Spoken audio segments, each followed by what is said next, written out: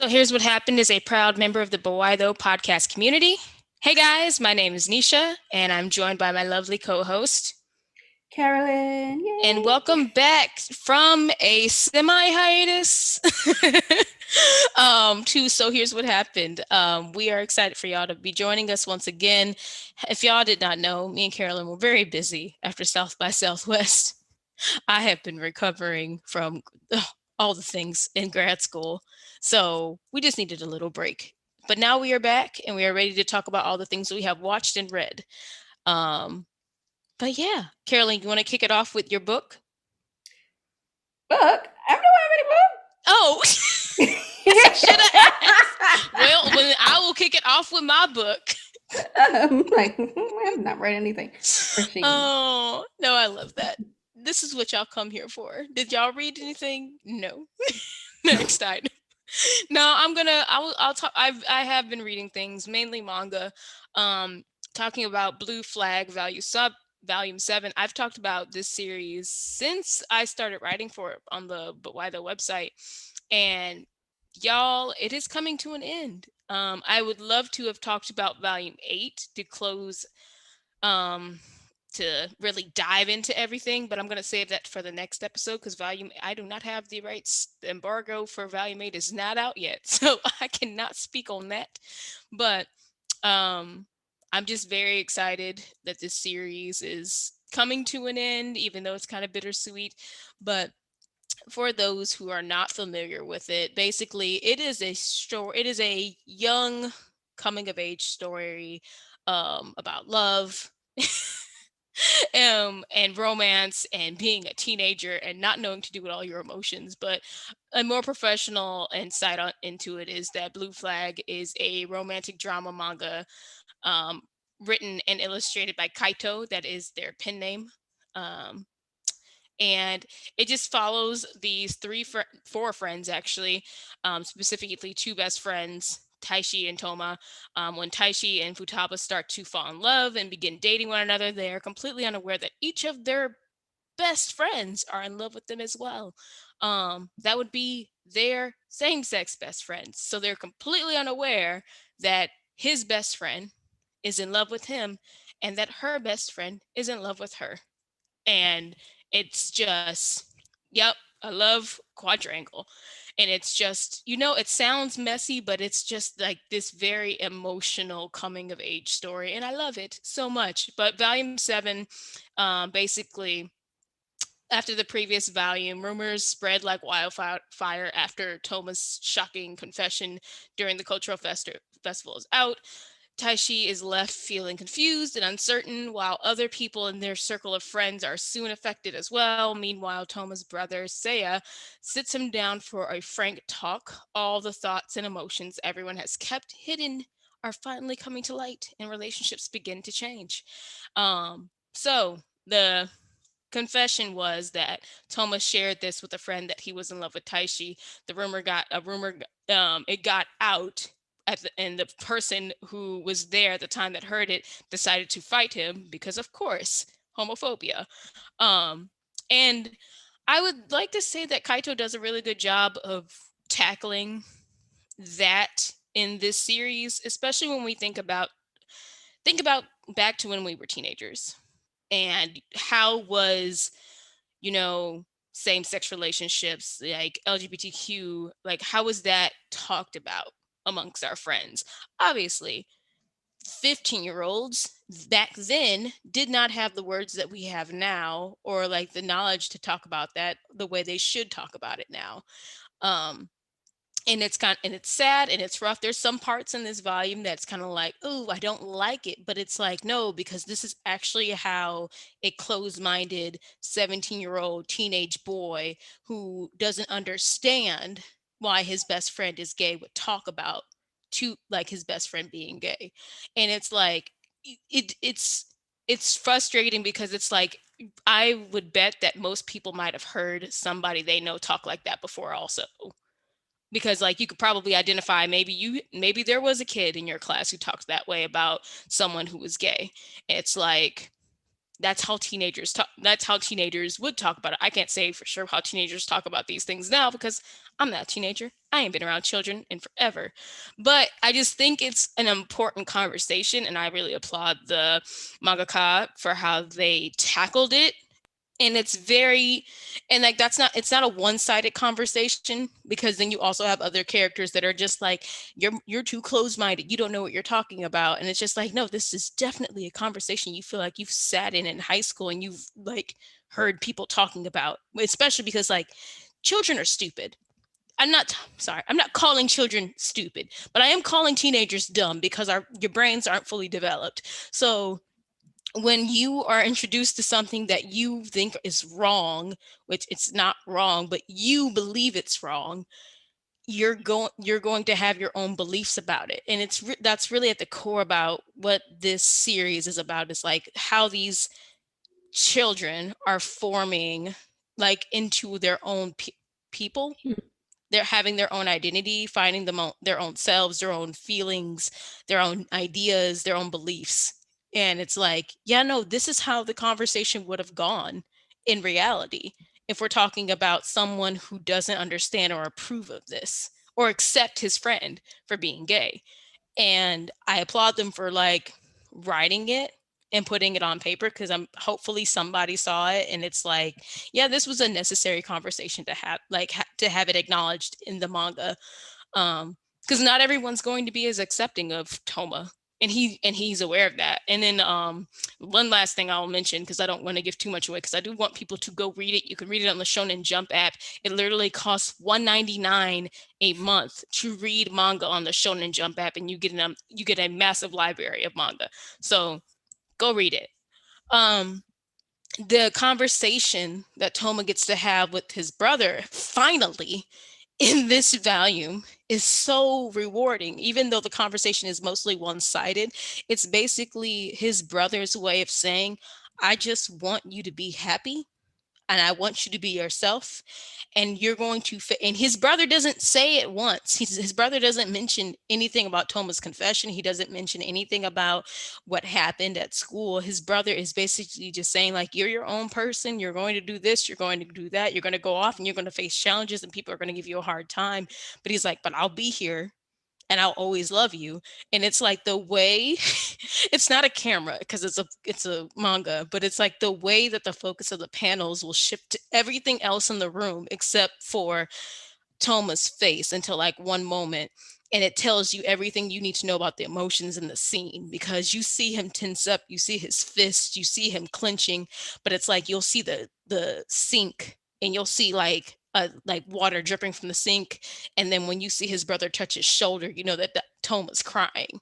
And it's just like that's what he needed. He needed to have this conversation with his brother to know that he was going to be accepted and loved by his family, even though it's not a direct conversation, because I think that's something that his brother respects Toma enough for him to come to him and talk about it in his own time. But he just wanted to give him the reassurance of like, I love you and I'm here. So now that I've gone into all that, y'all just go read it. Go read it. You can read it for literally $1.99 a month on the Shonen Jump app. They don't sponsor us. They should though. They should though, because much manga I read for Shonen Jump. They should sponsor the podcast. You know what? We should reach out to them. Let's put that in the show notes. We're going to do that. Shonen Jump, hit us up, please. I Please. will push all my manga people to y'all.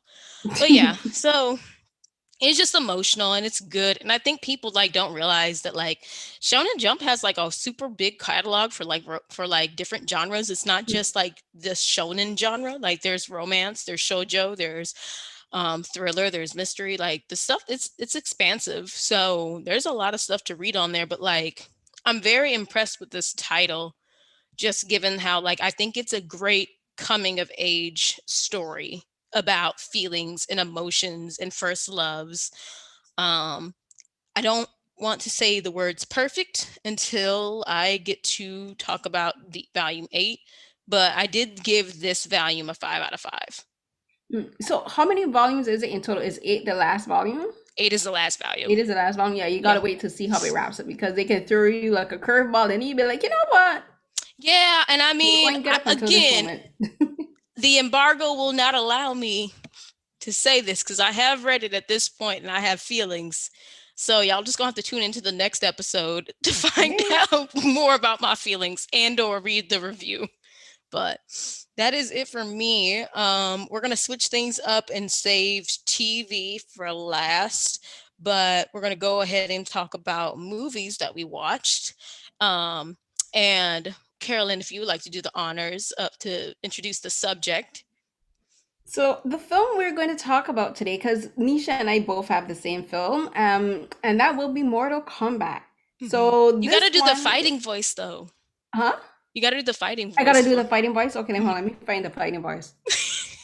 What is my fighting voice exactly? What do you? I mean, I don't know. It's like Mortal Kombat, Oh, okay. like in the game. Mortal There, Kombat. perfect. I love it. I love it. Perfect. Listen, Yes. we always do that back in the day when we had to play the video game. Like you had to be like Mortal Kombat. Anyway, Yes.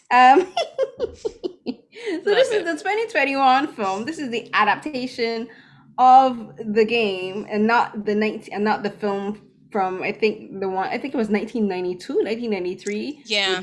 the original for the first film. So this one hmm is directed by Simon McQuad. I believe that's how it's pronounced, and it has I think a really good cast. And let's be honest, the cast is the main draw to this film, and for the hmm nostalgia, like any 80s kid that grew up in the 80s, early 90s, played Mortal Kombat, loved loved playing it. And then when we watched the film, like the first one, it's cheesy, but it's like perfect late 80s action cheese. It Yes. is perfect. And this film is not necessarily perfect, but it is entertaining. So like the hmm main cast is Louis Tan, who plays Ko Young, who is a new introduction to the Mortal Kombat world. Joe Taslim, who plays Sub Zero, hey. Hiroyuki Sanada, my boo, who plays Scorpion, and then Cece Stringer as Melina, Ludi Lin as Liu Kang, Jessica McNamee as Sonya Blade, Michelle Brooks as Jax, Josh Lawson as Kano, Jin Han as Sang Sung, and Max Wong as Kung Lao. Tanadabo Asano as Raiden, and Elisa Cadwell as Natara. So that is you have to actually mention. I have to list all of them because these are hmm characters are that are the game. Like you can't like mention like one or two. Like the game is all of the characters, except Right. for as I said, Cole Young is a new introduction to the, I guess you could say a franchise, because I'm gonna guess they're probably gonna do a part two. But yeah, so that's the film that came out. It's available on VOD on HBO Max, and it was released in American theaters. You know, pandemic, but you know, even if you can't, it's on VOD, which was a smart choice for Right. them. So we'll discuss that one. And for me, I enjoyed the film. It's not perfect, and you know, like here on this podcast, we keep it like 100% real and honest. And spoilers, of course, we're gonna go into spoilers. hmm It's been out for like I think a month now. Yeah. Um We waited a good chunk of time to let people like watch this, so let it fly. yeah, it's my biggest gripe with the film is the core part of Mortal Kombat is the competition takes place in Outworld. And then in Outworld you have these different rings and these arenas where the fights take place, because the point of Mortal Kombat is they have humans, some humans are invited to take place, and then there's residents of Outworld, and they fight, and they fight in Outworld because humans in the regular world can't know that Outworld hmm exists. They can't know that there's a battle between humanity and then good and evil existing, right? And Right. my biggest gripe with this film is all of the fights except for one takes place in the regular world. Makes no sense. That's like Um. like all of them except for the fight between I think it's Liu Kang Yeah, and that's true. I think take place outside of Outward, and that didn't make any sense to me. I'm like, that's the whole point of Mortal Kombat is you go to this extreme location and you battle it out, which is and so that was my biggest break with the film. I don't think we got enough of the other characters. Like we didn't see enough fights with them, or the fights weren't long enough. Like for instance, hmm the fight between Sub Zero and Scorpion. You have Joe Taslim and Hiroyuki Sanada, two extremely fantastic martial artists and actors. They're not just good as fighters; they're great actors too. And we barely like we had the opening scene from the opening shot, which was I think the cinematography and that is really well done and the editing is way better. It's like they had a completely different cinematography and editing team from the first 12 minutes than for the rest of the film. But we Hmm. had that opening fight with them was really good. And the fight with them again in the third act of the film I think was really well done. But like, honestly, like these guys, like there's no way to have a bad the only way you can have a bad fight scene with these actors is if you have fight choreographers who don't have any idea of what to do. But I also think that the editing team and the cinematography team who worked for the first half for the first fight worked on this one because it shot completely different, I think, to the rest of the film, the rest of the Hmm. fights in the films too. So those were my two favorite parts of the film: the opening fight and then the fight between Sub Zero and Scorpion. And I do like how we like I tweeted this out in when the trailer first dropped because like I love this one scene where we got to see Sub Zero turn blood into a dagger and he turned into icicle and he used Hmm. I thought it was so freaking cool and I just like how it slowed down and then he grabs it and it really well done. And the performances I think were really good too. Like poor Ludi Hmm. Lin, I feel for him. Like the dialogue for this film is not the best. It's pretty weak, but Ludi Lin made he worked with what he had. They all did, but unfortunately, I think his dialogue was the weakest. But he still did what he had to do, and I still enjoy like the fighting and the chemistry between the characters. I think they all did really well. And Hmm. it was interesting to see Mehcad Brooks's character, who's Jax, like like he Yeah. was ex-army, and then he got injured by Sub Zero. Like Sub Zero broke his arm, like to like freeze his arms and burn him off. And then he had at first like a skeletal version of his arms in metal, and then we saw him once he found his. I don't want to say chi. That's not the word for it. Um, is it his kind? What was the Lord word help they me. used I for can't it? remember the word they used, but Basically, he found like the inner strength within himself to like manifest his power that yeah, like gave him his like his ability.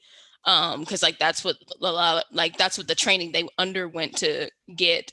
Um, but I mean, honestly, I'll be the first one to say like when I am not well versed in Mortal Kombat lore. You know what I did?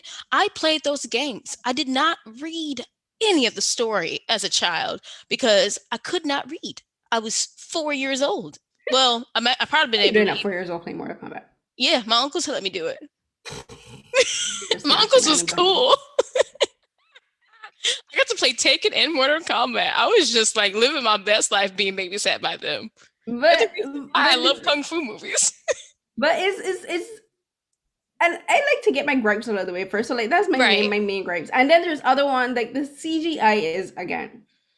I don't know if that was done on purpose to kind of do like an homage to the original film, but this is 2021 and the CGI for there's a scene where we see first the art world and it is not great. And this is 2021 people, like you gotta up your VFX budget. And like when you have the fact that this film is made by two white guys who this is their first feature film and you have them doing taking on such a well-known property and you have them working with a cast like this, that would not happen I think with either Asian or black directors like but white people always get more opportunities than other people of color. But that's another discussion for another day. And then I think Louis Tan, I think he's a good actor. Like he's like steadily improving in his acting ability and in his roles. Like if you've seen Wu Assassins in the first season, Hmm. he's getting really good.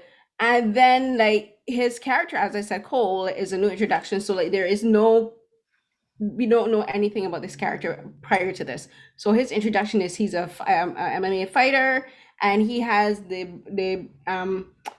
he's of the lineage of Scorpion, so he's Scorpion's descendant. So he was born with the mark, which is kind of like the insignia, or the entryway into outworld. Like if you have this, you have the ability to fight, Hmm. and you To have fight in to the Mortal fight Kombat tournament. fight in Mortal Kombat for humanity's Hmm. sake, right? So he has that, and he turns up, but then he doesn't have the confidence to fight in these battles, right? And that's one, and that's I think that's a great introduction. But I do have one gripe in the fact that of course his wife is white, because when it comes to Hollywood, if you're gonna have an Asian man or a black man, and they're finally making it in Hollywood, their wife has got to be white. I was like, of course she's white, of course. So like you couldn't find an Asian woman or another woman of color to make his wife? Seriously? Call me petty, but I was bothered by that the whole film. So I was watching the movie with my friend when it came out, who was staying here with me. And we made the comment of like, I don't know who the wife or who the child is. And we're just like, maybe they're gonna die. That's it. That's why we don't know who they are. They're probably gonna get killed off. Like we was and I'm like, no shade to the actors, but it's like, I don't know you.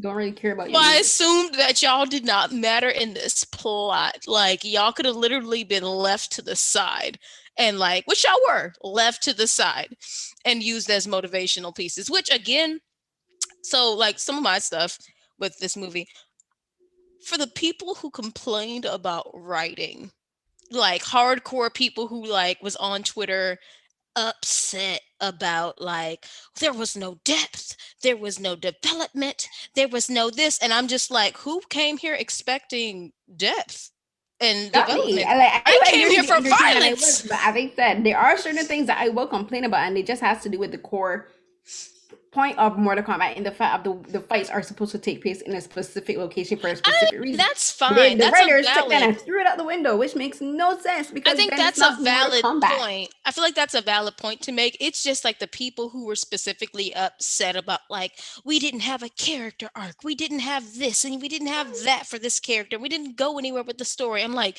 y'all, They all don't really have a character arc even in the games. Well, except for they like don't. It's Scorpion and Sub Zero. Their whole thing is a rivalry, like hundreds of years that's worth it. of And blood rivalry. that's the one thing I remember, especially from the animated movies. So like I watch more of the Mortal Kombat animated movies that Warner Brothers does.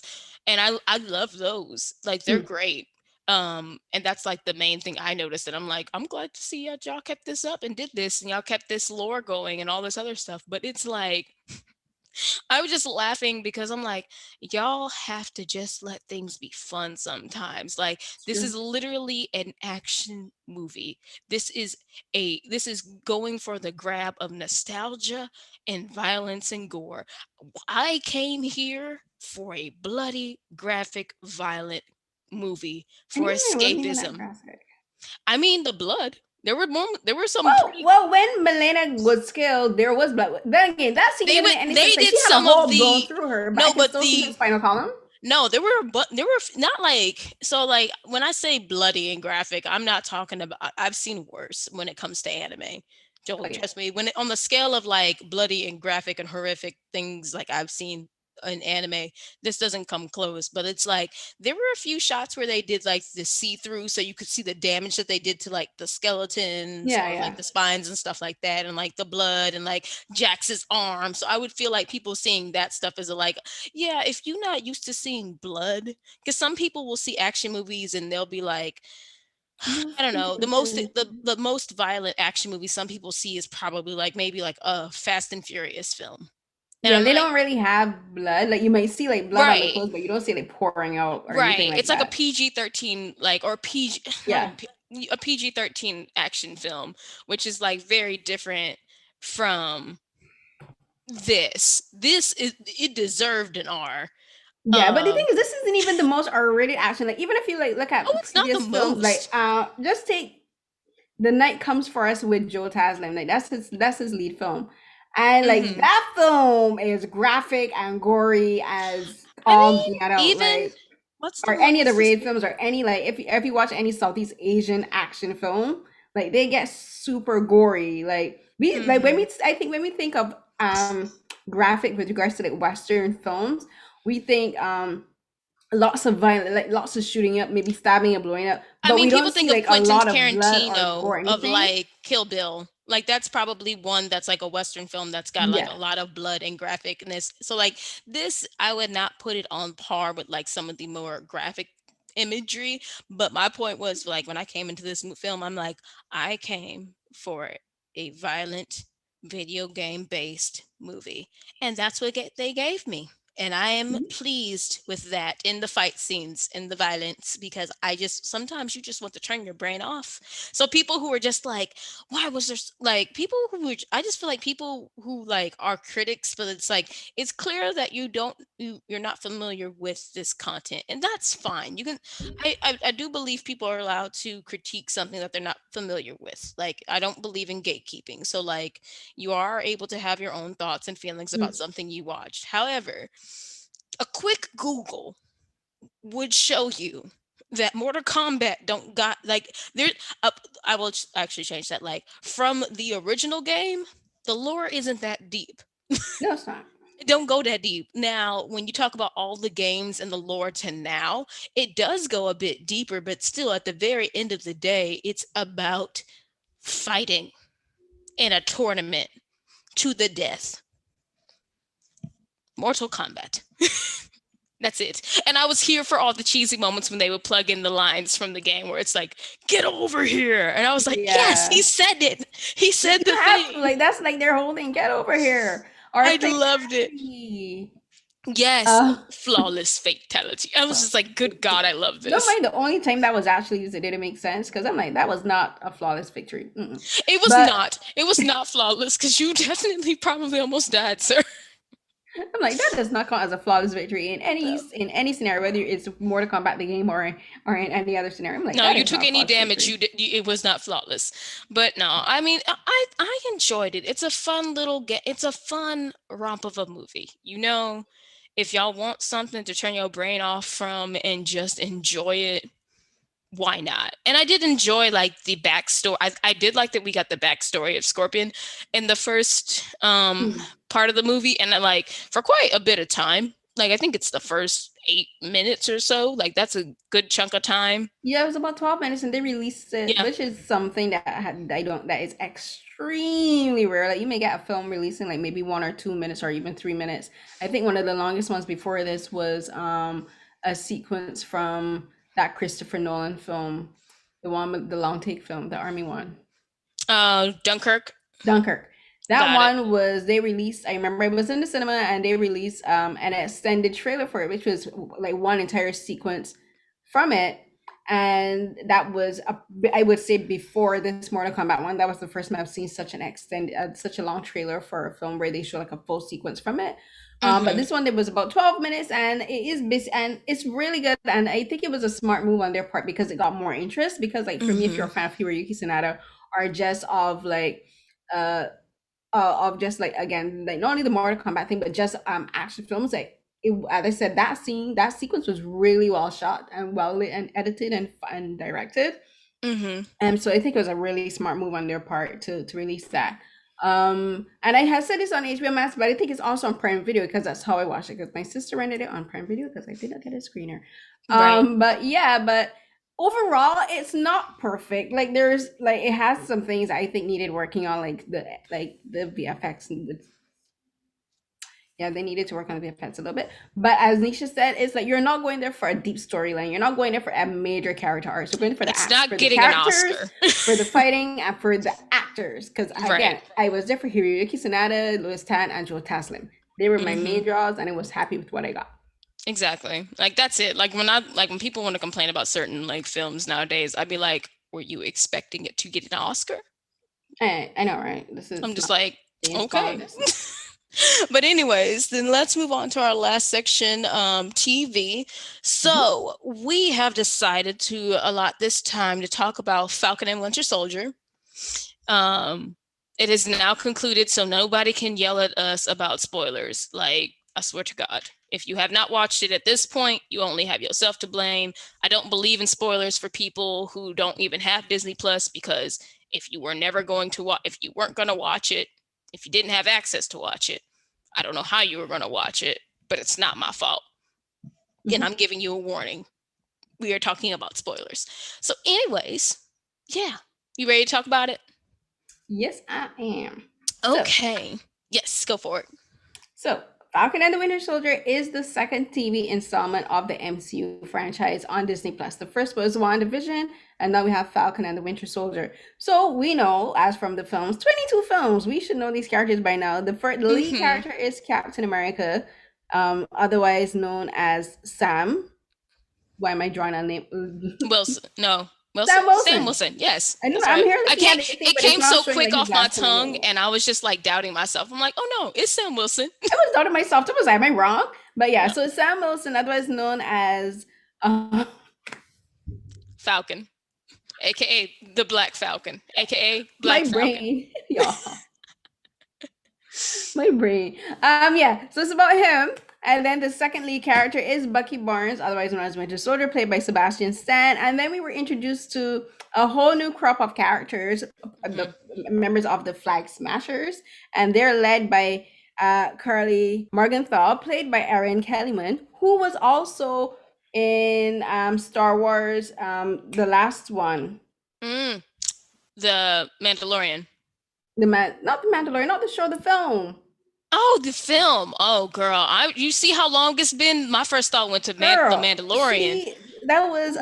I'm gonna look it up because I think she was really good, and I'm hoping that maybe we get to see her in the films. So Solo, a Star Wars story. She Um, played was it the um last one? We've had one before that one. That's why I was like, she was in. That's why I'm like, she was in Mandalorian. ew, Anywho, my bad. Keep ew. going. And then so then you also and then you had Desmond Chiam who plays Dovich, and also we had Wyatt Russell who played John Walker, as I otherwise call him Bargain Bin Cap. Or Mm, Captain America if we're going for the sake of accuracy with for the cast listing. I But it like to was call him I Captain really America. enjoyed it. Some things like the way how they handled race and they all lives mattered. Some stuff at the end Mm-hmm. I does not sit well with me. But I think it was really well done. It was fantastic fight sequences. Of course, the actors are all great. We got to see the Dora Milaje again. Flores Yeah, Kasumba, what up? And then we got and love her it. and two of the other Dora Milaje and Milaje, sorry. And I love their sequences. I need them to do a Dora Milaje show. I've That was heard some people everything. I've That seen some people moment I was know, right? everything. She's everything. Hmm. I've heard news that Oh, they're but gonna do a sorry, show. real quick. For every person who mistook her for Okoye, For shame. for shame, shame on your house, shame on your family, shame on your cow. Shame, Exactly. shame on all of you who called her Okoye. She's not. They She's look nothing not. alike. How They dare look you? nothing alike. And my God, they look nothing alike. How dare How, like, I just you? can't grasp this, but it's like I understand how it happened, But seeing no, I don't how understand how because they look nothing no, alike. no, I understand how because to people who just see two dark-skinned black women just assume, oh yeah, she like they just look just alike. I'm like, if you put them next to each other, they do not look just alike. She does not look like Denai. Or What? do what I do. Go and look up the cast list online. It's just like how that woman IMDb. called Daniel Kaluuya. What she called him? She called She. him David Oyelowo. Mm-hmm. And then in the article had his name as Daniel Oyelowo. So like she was wrong 3 times. Like how dare you? How dare all of you? And then Just shame. and then don't forget the Oscars where Daniel won his Oscar. Like that woman talked about him working with Regina King. First, they messed up the movie that he's working. The director he's working on the whole cast because he's nowhere in the cast list for Judas and the Black Messiah. None, nowhere. He's Just never even worked with Regina King. just a Google, just a quick look up. I'm sure there's a program. I'm sure that the Oscars give you like a note card They that give tell you a you whole who. booklet. Then there's no excuse. Anyways, sorry. Now that we've gotten that little rant out of the way, yes, give us more of the Dora Milaje because that was everything I needed it to be. And a Dora Milaje show, yes, please, with them just going on missions. Like I understand that if Lupita Nyong'o is not available because she doesn't even see herself as a Dora Milaje either, No, and she's that not. She's they call them something dog. yeah, War war dogs.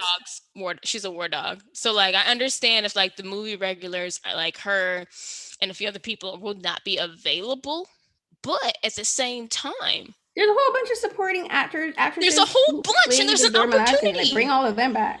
Bring all of them back. There's an opportunity to expound upon the Dora Milaje lore and like And really do go into my it. And do my dream casting of Grace Jones as one of the Mm. original Dora Milaje, or like She could my be a my dream, trainer. in my head canon, she's Okoye's mom. I would also take her as I would also take her as uh Ayo's mom too. Like just bring Grace Jones if I she's love like it. an original badass Dora Milaje. That would like Hmm. send Oh my my heart god. flutter. But anyway, sorry, we're getting off track. This isn't about We the Dora are. Milaje, but we should have a Dora Milaje show. But yeah. Um, s- so we you were talking about that, and I don't want to cut you off from like the things you No, were. it's okay because we like we'll go on for like the rest of the show I talking about them. know. I forget about whole everything about Falcon and Yeah, the Winter I Soldier. did, but I'll agree with you. Like, I do like how they handle. So before this, we had Luke Cage. I would say was like the Marvel show that actually talked about Black race issues. Um, and oddly enough, I liked how Falcon and Winter Soldier did it, even though like I would say, and I don't know if it's because Colton annoys me. And he just can't keep his mouth shut about some stuff. But I do feel like Anthony Mackie's portrayal, like, and then other things like discussions, like I don't like the whole like kind of vagueness of it, but like I did appreciate like certain moments where like they like the police stopping and like looking at Bucky and like, is he bothering you, sir? And the first thing they do is like assume that it's something that Sam did. And it's like, oh, and it all changes when you realize he's an Avenger and all this other stuff. But then it's also like other things of like how even though Sam isn't an Avenger and he's like does everything he can to like help, like he goes on missions and does things like obviously through contract through the army or whatever, but like people will still look at him and like just see a black man on the street, and I'm like, that's real, because it's like regardless of him being an Avenger, people gonna be like, oh well, you can we can still arrest you, that don't matter until like they find out that he's an Avenger. But it's like he's not. I'm sure some people were thinking like, well, why doesn't he just talk to so and so for help with the boathouse? I'm like, do you think he's going to actually do that though? Like the fact that we all learned when we learned that they didn't get paid for none of this, I was just like, you risking your life to save the world, and Tony and Nick Fury can't come off a few dollars. No, see, I didn't like that because in the comics, like Tony does pay them. He provides housing Right. for them That and doesn't he sound paid them. So right. I don't like that they didn't include that in the show. But I'm like, you know what? Pepper Potts is obviously a cheap ass. So A little something for saving the world would be nice. That's why I was just like, that don't make no sense that Tony never paid them anything, or even that like the government never paid them anything. or he It didn't leave them just anything in a will. Like right, something to take care of themselves. Because yeah, there was the Avengers compound, but like being an Avenger seemed like a full-time job. it was. But anyways, I don't know. So like I liked how race was handled, like that topic. I don't care for when it got a little vague on the issues, but I can see why, like in certain parts where it's like they were trying to really like get across the whole displacement of the people who got dusted away, and the displacement of the people who were there for 5 years and had to keep moving forward with their lives. Because like, oh no, all of this feels very real. It feels entirely real that if if like half the world's population went away and people just started to migrate to places and started to build their own communities up, and like, yeah, we don't know when you're coming back, so why wouldn't we take your house? Sorry, we didn't know you would be coming back. But the government just saying like, well, now you have to leave and you can't stay here anymore. I'm like, yeah, this feels real. So I did like how they handled those issues, because I feel like it did feel like a very realistic kind of thing. um so there was that. I love all the moments with Bucky smiling at Sarah. Release the Bucky and Sarah cut, because I know they is playing footsie underneath the picnic table. I'm just saying. I'm just saying they is playing footsies underneath the table, and Sam is none the wiser. It's true. They have But chemistry. Like those scenes where he's like, "Hey, it's Sarah," I'm like, "Okay, Bucky."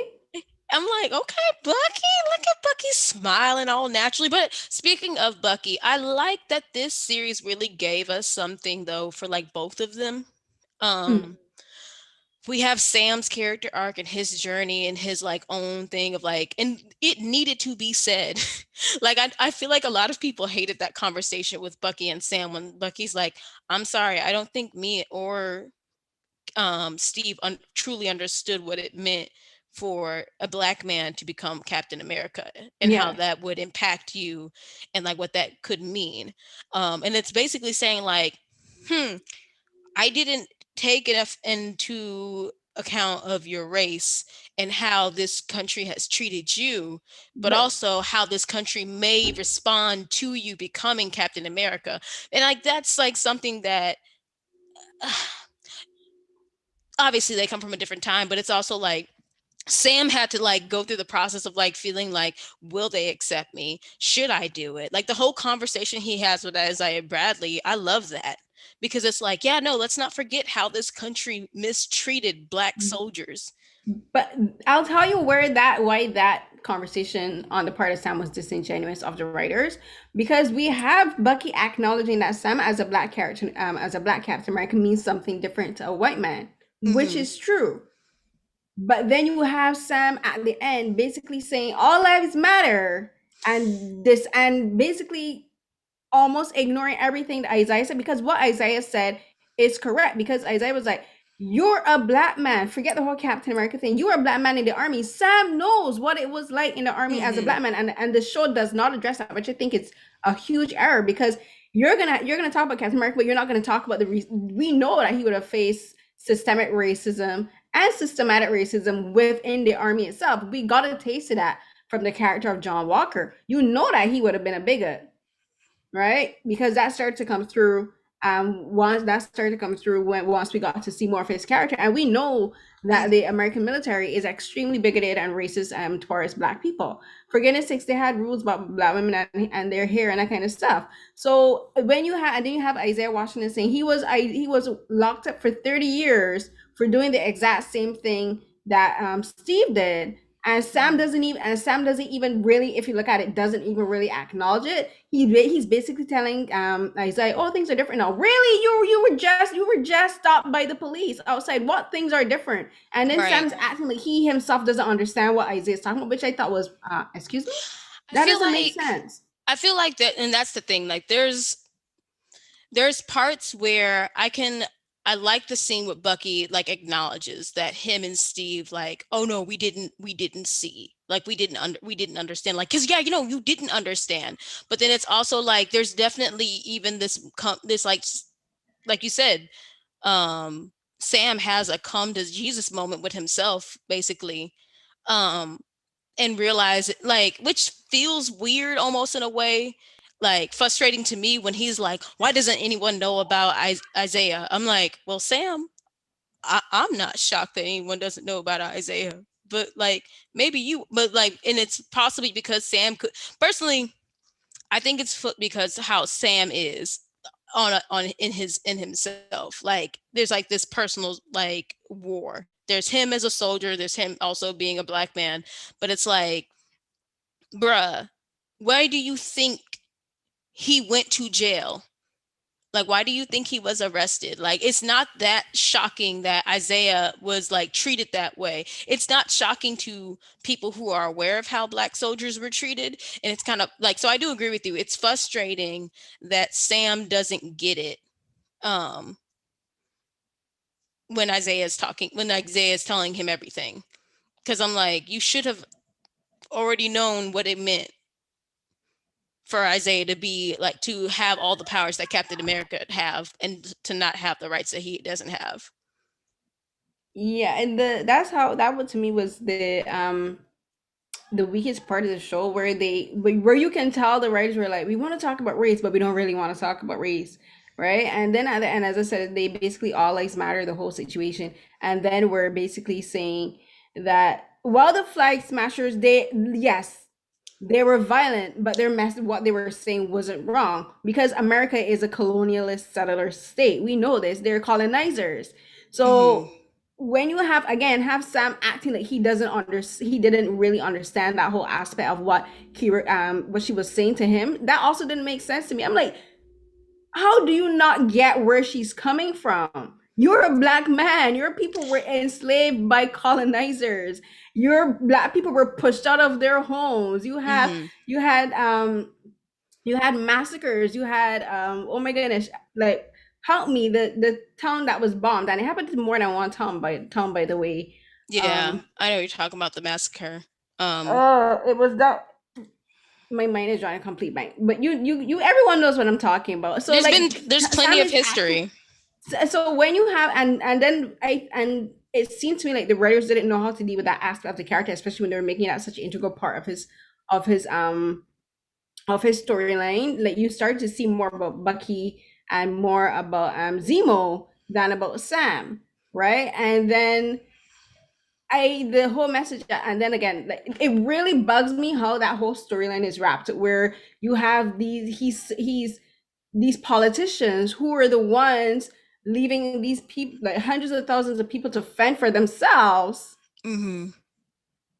and then he accepts an apology from them on behalf of the people that they're disenfranchising. Excuse me, that's not your place.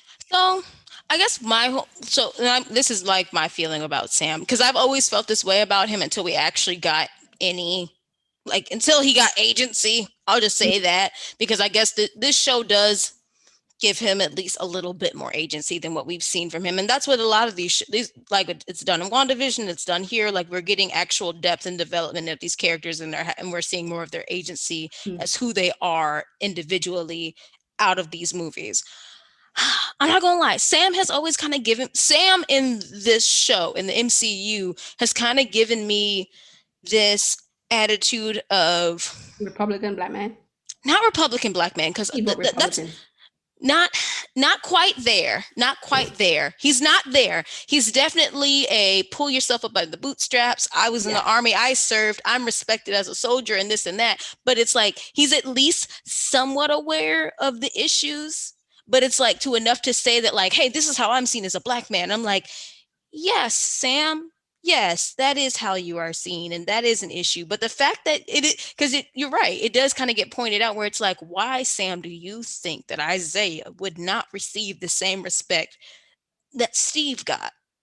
And literally, why do you think that is, Sam? Like, it's not that hard. And he's like, everyone should know about him.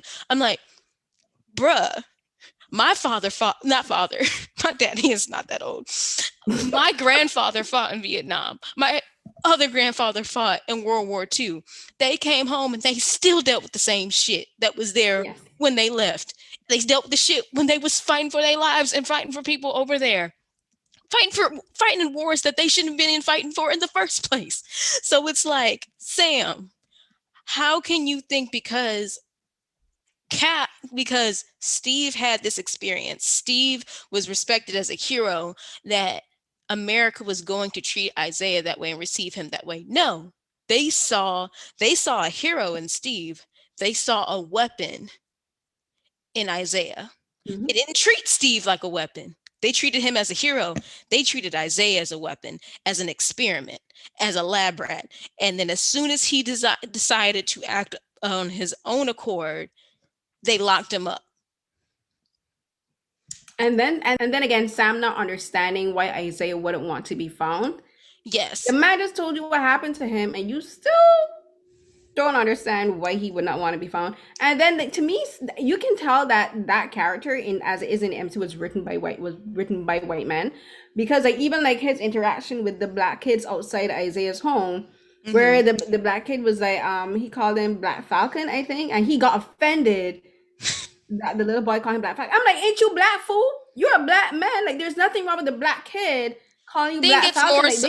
they see blackness, they see the word black and the moniker Black Falcon as a respectful sign, because they connected that to Black Panther, because in their kids, so they're thinking you're black, and the animal, and the name of the animal, so Black Panther, Black Falcon. If he was cheetah, he would have been Black Cheetah too. No, Like, so I have to disagree with you why you there, being though. offended? Like, I have to They're disagree black with kids you telling you there though, this. because It's not. he calls himself Falcon. He calls himself But they're Falcon. kids. They're They're kids, and kids. they're not. And they're if a white person has said that to him, then that would have been a problem. But these are black kids. They're Right. kids, No, they're and he's kids, getting but all I think offended. I'm Like I'm saying like, you could tell a no. white person wrote that because no like. I mean, it's just like when people want to say that Viola Davis is the black Meryl Streep. That's how I took that interaction. It's like, But it's no, different though because when my you name it's is usually white Falcon. people who say that ish. It's usually white people who compare Right. black people to other white people. Like they even do it with like Asians because during the Oscars, like they asked Han Yeli if she saw Yoon Jung as like the Korean Meryl Streep garbage. But Hmm. these are black kids, and they said like it's different coming from if the person is a white person and they do that because they can't think outside their white box. Whereas Hmm. if it's a black kid, like they see black being black as something to be respected. They see the moniker of blackness as something positive. So I thought first I impression think scene they was just said that unnecessary, because and then he's it was also black, though. dismissive. But I think they Hmm? just think that because, oh, he's a black man, so his name is Black But that's what Falcon. I said. So like I But don't understand why he would get it's offended. They're kids. Like I'm a teacher. If my kids come in to ask me, is like, am I a black? That's like saying, no, are but you it's a been a black joke teacher? Yes. before. It's been a joke before like this show where people would like Falcon and like other black superheroes where like their name doesn't have black in it and like people will just call them black. So But there's a like difference if it's coming from black people, I think, than if it was coming from white people. I Because think there's what's a her name? Because difference, but if I name myself and I give myself a name, I want to be called that name. That's all I'm saying. understood. Because I But want people again, to this call is me a by my child, so name. it's no reason to like tell the child like do you have this whole conversation with the child. Like But no, my thing is like the way it was done. It wasn't like he was like it wasn't like he didn't take it. If it was me, I would have taken it as a joke and say, "Okay, kids, that's funny." But my name is Falcon. He was offended.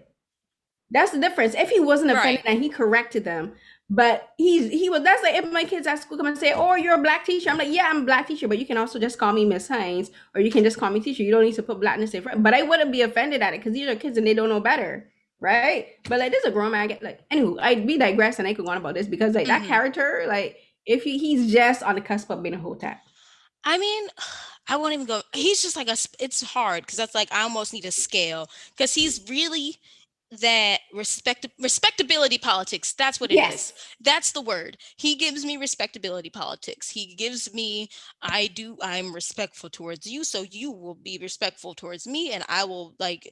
And it's just like, bruh, that's not how the world operates. It's just like people who think like, oh, if I am and like that's what I've always felt about Sam. And I'm like kind of like felt like, I would say Sam. he vote Republican. I He's mean, a good card carrying member God. of the GOP.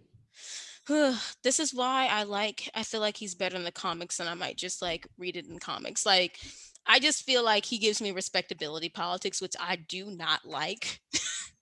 I'm the uh same way, clearly, as you can tell. yeah. But other than him, last thing we could talk about, I mean for me, it's Captain America.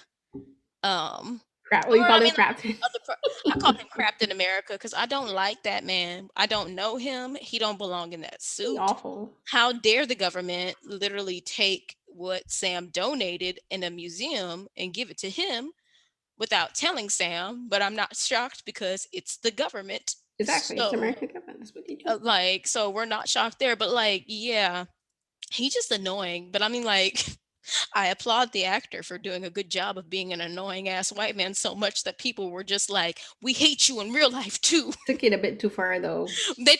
No, for real though. Y'all took it too far because I'm like, I'm not going to tell this actor that I hate him. Like Like, he's doing his job. he's Separate the doing his character from the job. actor, people. He's supposed to be, blue collar cap. Like, I call him bargain bin cap. he's definitely bargain blue cap, blue light special cap. Like, Jesus. He's just so annoying and just like, come on, guys, we have to come together. I'm like, F you and the horse you came in on. Get out of that suit and give us that shield back. Like, I was Bucky the whole time of just like, I don't like him. I don't like him at all. Uh Exactly. This is okay. So going back to Sam a bit, because this is where we see the as again you talked about the respectability politics, and this is where Sam, as I said, he's one of those people that will defend white people before he defends black people or people that he's friends with. Because we saw it in the fight between the Dora and John Walker, where they're handing his ass to him as dessert because he put his hand on that black woman and like, no, no, keep your hand off that black woman. Did Sam get offended at that? No, he got offended at Ayo defending herself and putting John Walker on his knees where he belongs. Sam should Now have Bucky, just on sat the other hand, down. was just be like, well, John, you asked for it and you're getting what you asked for. And Sam is like, aren't you gonna do anything, Bucky? Bucky was perfectly fine standing there watching the show. Right. He was perfectly Because fine because he knew that John deserved what was coming his way, and he knew you don't mess with the door, and you don't put your hand on a woman uninvited who you know nothing about. But no, John Sam gonna literally. get in there, want to be Captain Save a Ho, Hmm. and is gonna be like, and I said this in my life too because I said he said the same, he did the same thing with Sharon. I'm like, read the room, Sam, read the room. But no, he Yeah. started like he got in the fight, and then Bucky ended up getting his arm detached because Ayo had to remind him who gave you this arm, and who does this arm ultimately belong to? Right. Wakandans. Did Don't you be really putting your think? hand on me like that, Right. especially in defense of this other Joker. Don't do Right. it. And it's like, did you really think the Wakandans wouldn't know how to take back their arm in case you ever really tried them? Exactly. You You dumb. using their arm against them. You're Unacceptable. dumb. Just Dumb. dumb. That's why But at the end, Bucky couldn't even really been like he wasn't even thing because he knew he was in it wrong. He was just like surprised that she took it off the way because he didn't know it could come off like that. But he right. didn't. He never thought that he was wrong because he like, yeah, I deserve that.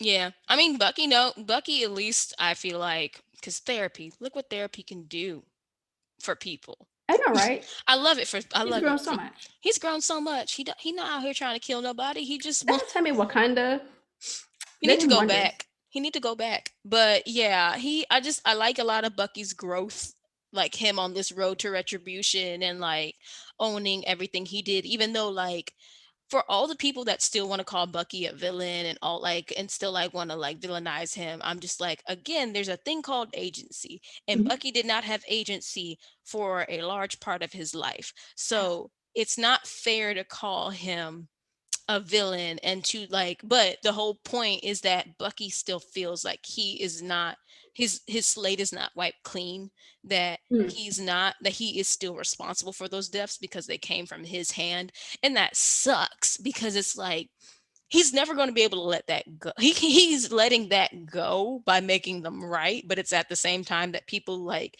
we see how Bucky is treated by other people and still treated as like, oh no, you're still like, we don't trust you. And I'm just like, do we forget about like people mind controlling?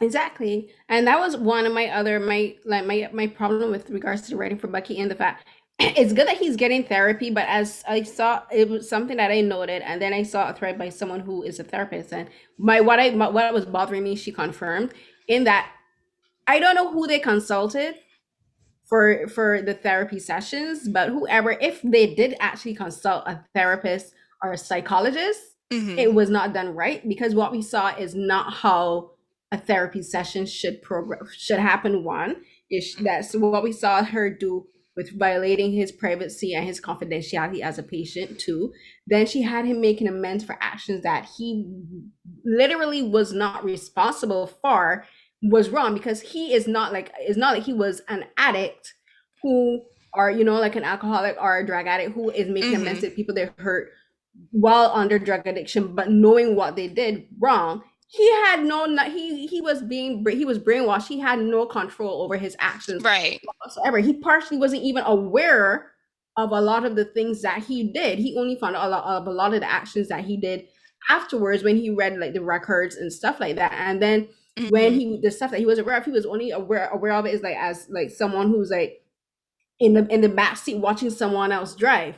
So like she had him like making amends for actions that, to me, I'm like, he's not responsible for those actions. It's Hydra that's responsible for those actions. You're laying the burden of guilt on a victim. He was victimized too, Hmm. right? And you're making the victim feel like he was a perpetrator in something that he had no control over. So, and then I saw like the woman say the same thing in the thread. I was like, yeah, I was spot on because I didn't like how that was done. And then you Hmm. had her have Sam come into his therapy session without his permission, without prior consultation, without stating specific rules for Sam, and then during the therapy session, had Sam violating Bucky's his personal space because she forced them to sit down close together and inhabit each other's. But that's not how you conduct I therapy. mean, that's definitely not therapy. And I mean, like, It's my not. whole It's thing not. was like, I mean, and again, you can tell when it's just for the plot of Yes. like the story, which is one thing. But I think I would have appreciated if it didn't involve like misconstruing therapy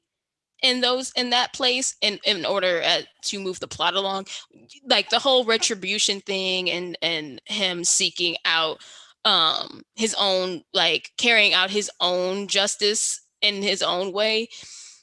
That's Bucky's thing. That's a decision he's truly making on his own, but he's still following his therapist's rules because, like, yeah, there's things in some of those therapy sessions where it's like you should be talking to him about, like, I don't know, reminding him that he's not at fault and working towards Exactly. alleviating the guilt and letting go of that pain. But of course, we want to move the plot along, but like I hope nobody thinks any of this is real therapy.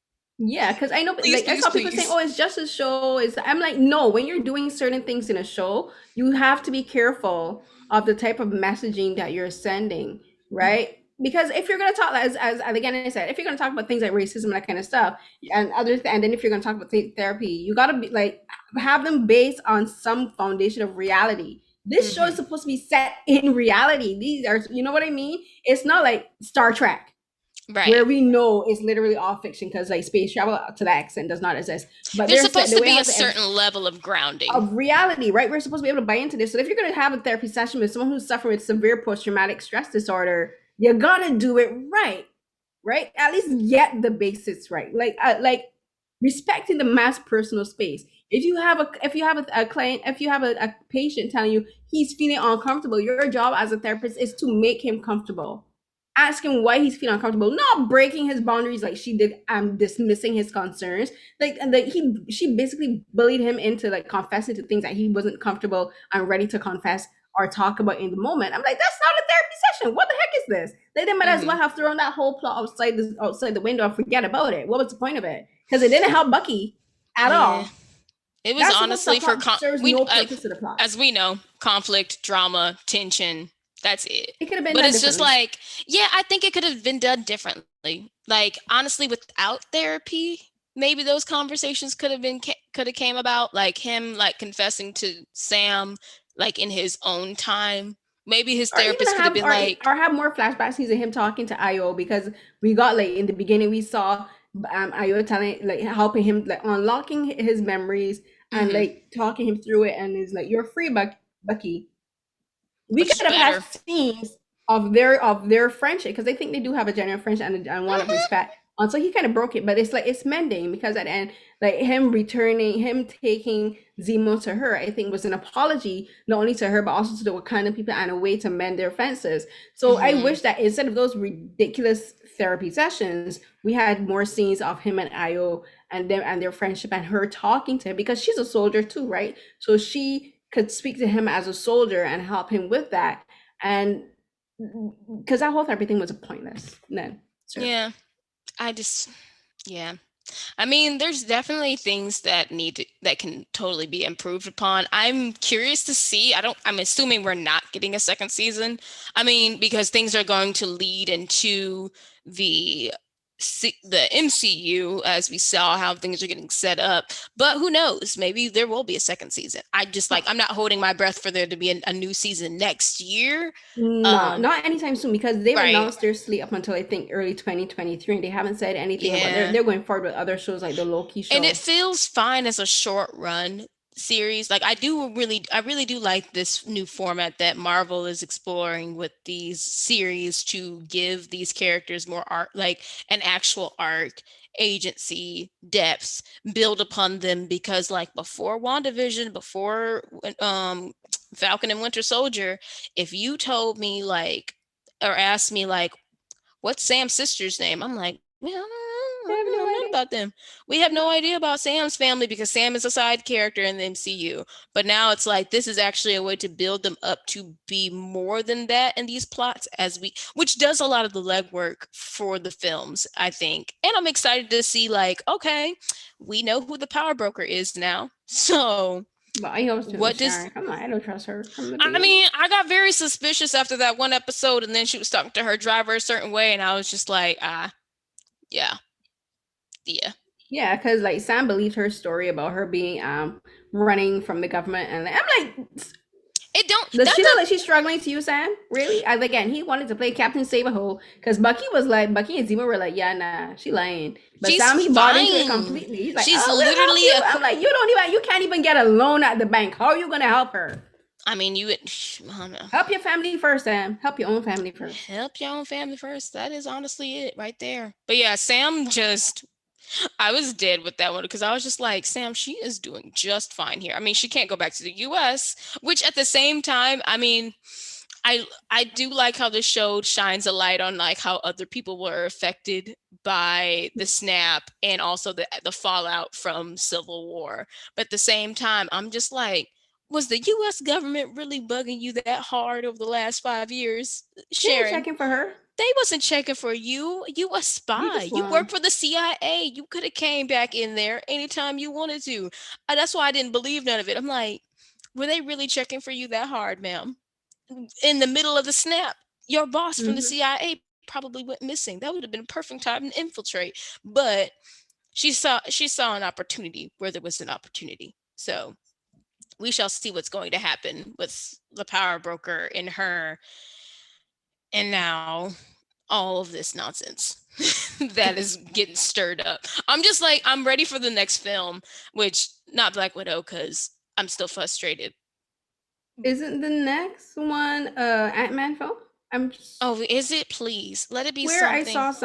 saw some news about there being a new Ant-Man There's gonna film. be a new Ant-Man and Wasp, but the next film I think that comes out will actually be Black Widow, but I don't think it's gonna have any continuity from anything we've seen Yeah, here. because it was shot from long before they Exactly. for all of this has happened. None of this matters. Maybe we get something about Secret Invasion, which you know what? I'm gonna call this now. What if the widow that died was a scroll? I'm just saying. What if the Black Widow Possibly, that died was a scroll? possibly, but then we'd have to figure out when she was switched. But I mean, I'm really not interested in Natasha. That started way to be like I'm like if she is a scroll, so be it. Like doesn't I'm really saying the that scroll her character was just dead, like but she's somewhere else. But I'm also just like I'm super not that. I'm not gonna spend $30 to see this movie, so I will wait and then I'll see what other people say about it. me And then I'll too. make my decision because I'm not breaking my neck over seeing this movie. Unless I get a screener. I mean, I like the dad from Stranger Things in it, the Yeah, sheriff. I like him, but I'm also just like, I'm not about to buy Premiere Access. Sorry, Disney Plus. it is what it is. They don't sponsor us. We don't care. But anyways, we out here. Um, But if you'd like to sponsor us, please do.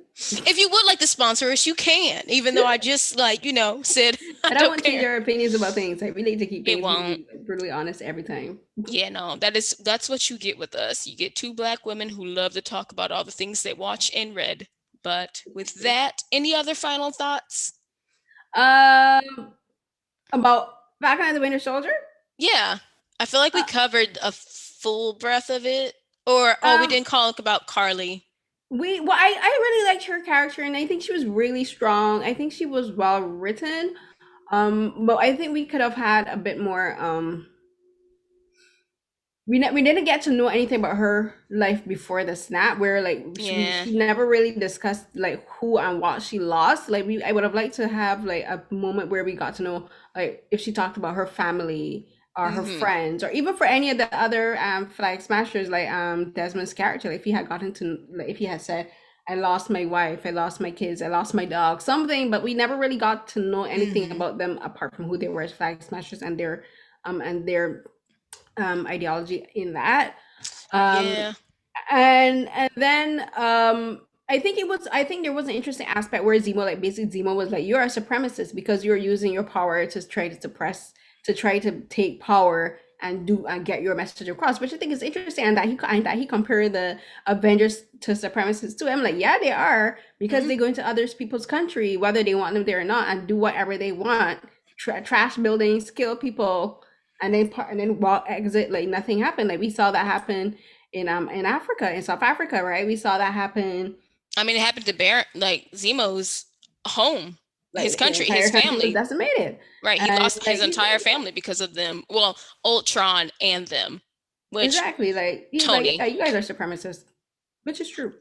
I mean, it's a fair point to make when you like really take a step back and look and like I do like how the Marvel universe does include these kind of topics because it's like, no, we like in the world that we live in 2021, like we have to look at how this stuff is handled and how um when we talk about power and superheroes, like I think a lot of a lot good shows, good superhero shows don't hold back from talking about these kind of issues when you want to Mm. talk about like yeah, there's the edgy ones will be like, oh, but they could take over the world and we need to like have a way to check them and checks and balances and like, oh, but they're saving us, like no, but let's talk about the damage that gets done on a person to person scale and like what's your solution for fixing that? Like, because Hulk just smashed an entire building with people inside. Like, I'm just throwing out things. So No, it's it's like, true because and people will say, "Oh, but Tony addressed that." And he create like in Spider-Man Homecoming, like he talks about like they create like this crew who goes around and stuff. Yeah, but what about the stuff that happened before? it's a good question. I mean, like, they have to explore these things. I do like how, like, it's not being, like, shooed away, like, in some previous superhero shows, like, in Mm, genres where it's just like, save the day. We destroyed half the city and we don't know how many people are dead, but we saved the day. I'm like, exactly. I'm like, exactly who did you say? who did y'all save? Because everyone's like half the city is dead, but And dying because like you and end up in the hospital, like mortal injuries, critical injuries. right, but like it's just an interesting conversation. But anyways, yeah, I guess just to add my final thoughts. Yeah, I liked Carly. I felt like her descent into true villainy. I did not like it as much because it was just like very reactionary, which I get because like she felt like it's like eye for an eye. They did this to us. We have to do this to them. And I'm just like, okay, you went from being like, fighting for the cause to like very quickly, we are going to kill these people anyways and have hostages. And like, and here we are. But Yep. like, she's a villain. So I can't be upset with her descent into villainy. I just felt like her descent felt like, it's like y'all are It was trying. convenient because that's where as I said, that's where at the end, like you could tell that the writers had an agenda, and they were basically saying that anyone who's a revolutionary and is a radical, therefore it is bad, and not true because if you've disenfranchised hundreds of thousands of people, they have a right to be angry. They have a right to demand justice. They have a right Right. for fair, and proper treatment. But then the writers at the end was like, they're the ones that are actually bad for demanding better circumstances. Let's make the politicians who disenfranchise them the heroes because then they're just simply misunderstood. That's when you know that they had an agenda from the beginning, and I do not like it because I, as a black person, have a problem with you telling disenfranchised people they don't have a right to be angry, and you're using a black man to spread that message. I don't like it because this is not a this is not GOP messaging. Meet in the middle. No, Mm, I don't have to meet you anywhere. You need to come to me because you're the one who did me wrong.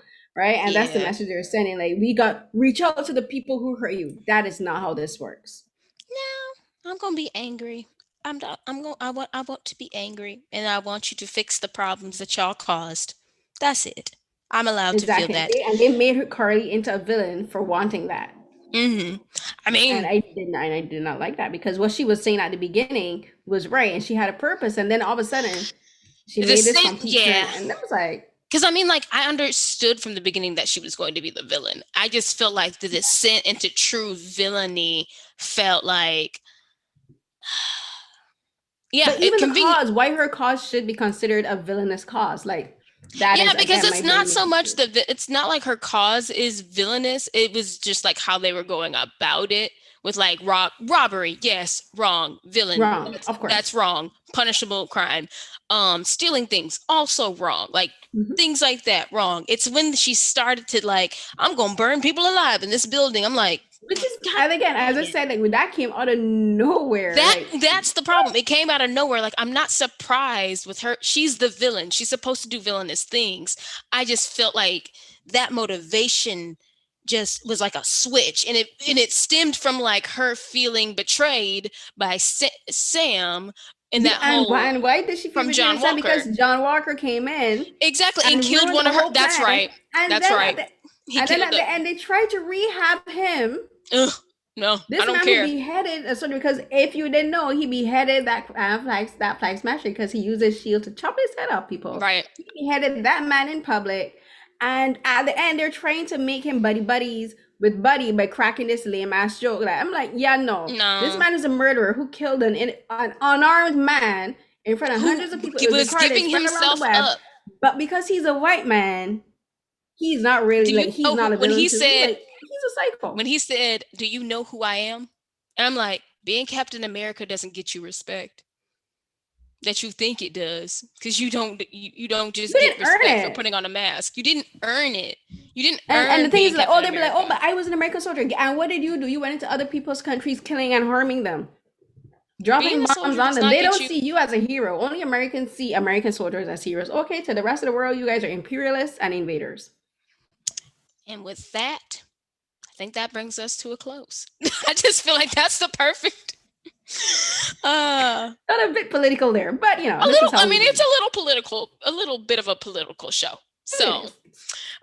but anyways, I'm excited to see what comes next with the films. Honestly, just bring me back Daredevil and Punisher, and I'll be happy. Hmm.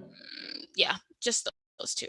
That's all I want from the MCU television shows. But John Bernthal. Hey. I just want John Bernthal. But Just he's like give me another John one, a Bernthal. really good discussion about, vigilantism and violence. But that's another, We what am should I do think I'm that going to as a put that on another, bonus. I think I'm going to put that on the shirt. That's a discussion for another A day. discussion for another day, and maybe that's what we just call our bonus episodes. A discussion for another For day, another day. which I'm fine with.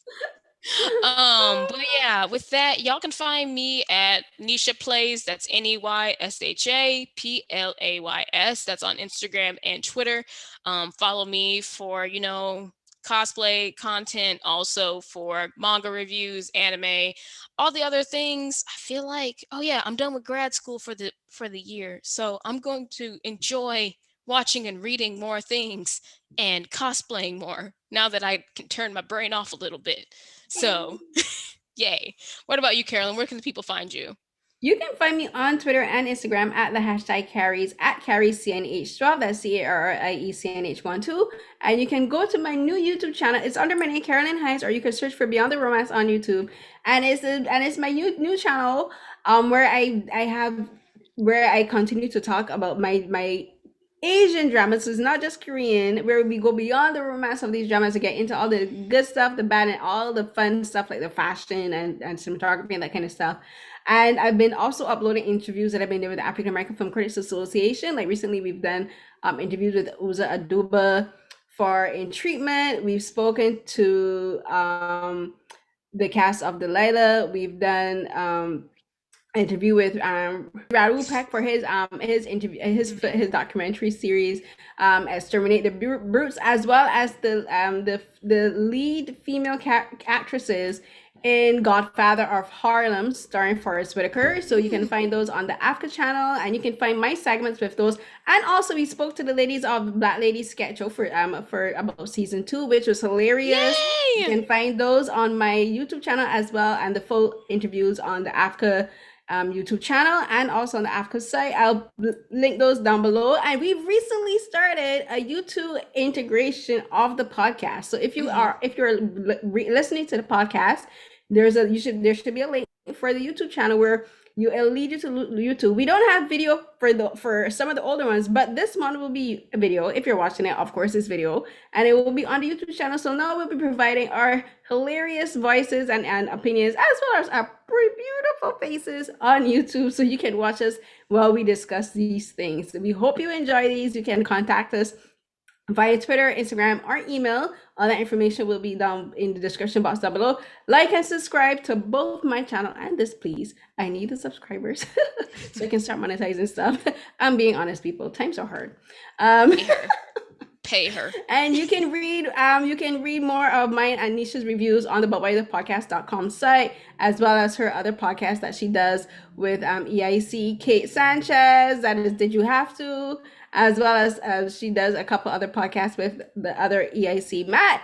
You can listen to those fun interviews with those fun sessions, and as I Get said, you. read our interviews and just like, yeah, that's it. That's all I'm Get gonna y'all a say. friend like Carolyn, because she plugs me more than I plug myself.